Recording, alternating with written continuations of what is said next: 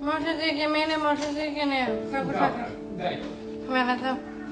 Нина се уште возбудена од видеото, измешани емоции од тага и среќа. 22 годишната девојка е снимена на незиното работно место во аптеката. Многумина не веруваат во нејзините способности само затоа што има Даунов синдром.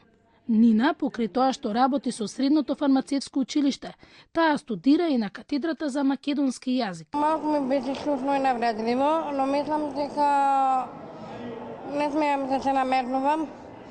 Дел од мене бев горда каде што бев во аптеката, каде што давав одредени препарати и мило ми е што бев дел од таа сфера. Се гледам како еден фармацевт во аптека, каде што работаме со мојот татко Кортовски Нинослав, имаме една аптека.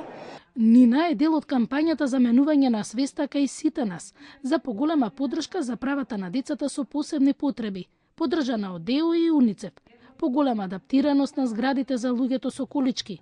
Не се пречка количките, туку скалите е една од пораките.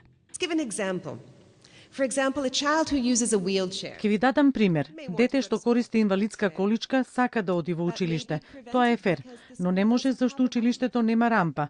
Не е количката причина за непосетување на училиштето, туку скалите не може да стигне до училницата. Министерството за труд и социјална политика отвори 32 дневни центри, како социјални сервиси за децата со попреченост. Дневниот центар за аутизам Чаир и дневниот центар за деца со оштетен вид на предучилишна возраст до 6 години. Исто така зголемен е посебниот додаток за материјално необезбедените родители на деца со пречки во развој за дури 25%. Нина сака да работи во фармација.